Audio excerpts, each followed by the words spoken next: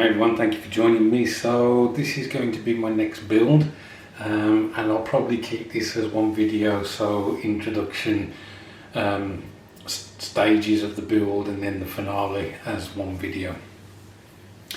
This kit was given to me by Dan the man, 6TEESRULE. I hope you're well, Dan. And this is from 1969, this boxing. It's only 3 years younger than I am. I have had a look inside the box, and I thought I would show you one or two things because the kit does have issues. Bearing in mind its age, but there's one or two things that I think, okay, this really shouldn't be as it is. So here is the jumble of parts. I'm not sure whether it was produced like this or whether they've been taken off the sprue. These wings certainly look as if they've got where the sprue was attached to them, but they're nice and clean, and there's some nice detail on them, even though it is raised panel line. But nevertheless, I really like the finish on that. What I'm hoping to do is paint this the same colour I did the Airfix valve, with the red roundels that the Japanese aircraft had. But one thing that I came across, and now I can't find it, we got quite a bit of flash on this propeller, so that's got to have some tidy up. But the other propeller, this one, so you can see that one of the blades is bent. Now that's to be expected because obviously it's I don't know, 1969 was when this was produced, and so you would think that a blade would be bent, but that blade is not fractured at the base. It's almost, and I've tried pushing it back, and I probably will snap it doing so, but it's almost like it's been moulded, mismoulded, and it was a bit worse than what it's showing now. So it was really weird how solid that blade was, and yet it was at a way different angle to the other blades. But as I say, that's the fuselage half. That looks great. We've got the glazing here. That looks as if it's going to work okay for me. The framework on it's very thin, so hand painting that is going to be a challenge, but we'll give it a go. So one of the other issues is the decals. As you can see, there's quite a bit of yellowing on those. I shall put them on the windowsill, see if the sun can sort them out a bit, and I'm hoping that I can use them. Out of all of them, if all of them fail apart from two, then it would be those tigers that I would like to work well. The roundels, obviously I can just create a mask to put those on the plane, but the flying tiger or the jumping tiger, I wouldn't be able to replicate that. So yeah, I would really like for those to work. As you saw, there wasn't really much in the way of parts, so this should be quite a nice straightforward build and quite quick. I'll probably have a go with painting the interior the green I did on the valve. I don't know whether that was the correct interior colour for the Dinah. I could perhaps look that up and make sure that I'm trying to do it at least partially historically correct.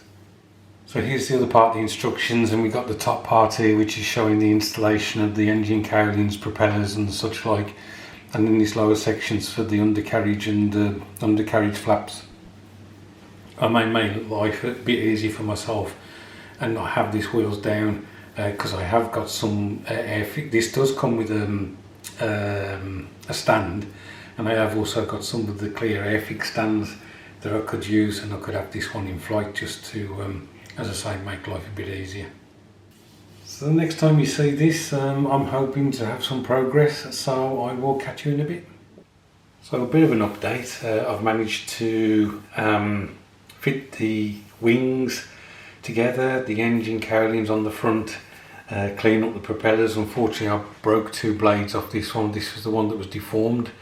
I've glued them back on. I think they look okay. we shall see. The wings aren't actually attached to the fuselage. They'll pull out again, ready for when I want to spray the kit. The cockpit area and the rear cockpit, that's all glued together. I'll paint that up separately and then put it inside. Mad Genius, I got in touch with him and I asked him if he knew what the interior colour of a Dinah would be, and he very kindly sent me a couple of photographs showing that it's quite a pale green. It's what the Mitsubishi factory used. So I got an idea of what I need to paint the interior. The tail has been glued on, so I quite like doing that, because when you put the fuselage flat and the tail this part sticking up, you can get a decent 90-degree angle, so I quite like doing that. So the next time you see this, it will probably be all buttoned up, ready to start painting, or it may be completed, I don't know yet. I'm going to be away for a bit, so I won't be able to do much more progress on this kit, but you won't know that because it'll just be the next part of the video. So I'll catch you in a bit. So here is the finished build, guys. Basically, after I'd put most of the parts together, I gave it a coat of grey cere from Games Workshop from a rattle can. Painted the fuselage a light green, which was a mix of a couple of paints in order to get that. Painted up the pilots, various browns and things. Once they were done, I put them in the fuselage and then buttoned it up.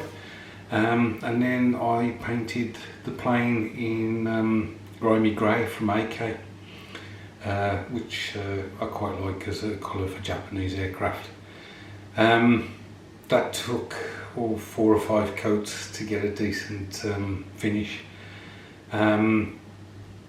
I then put the decals on. I didn't bother doing a varnish at all, I just put them straight on. Fortunately, all the decals behaved themselves. I was quite surprised actually. One of the Tigers started splitting, but I managed to get it on the tail, get it in position and pressed it down, and it's fine. The red on the propellers bosses is just red from Vallejo's model range. So another aircraft done. I'm thinking of picking up another one now. I've still got the Airfix Kate to do, and also the Airfix Zero, so that would be 4 Japanese aircraft on my shelves, but I don't know whether to do something different, to be honest. I need to go back in the loft and see what I've got up there and try and decide on my next project.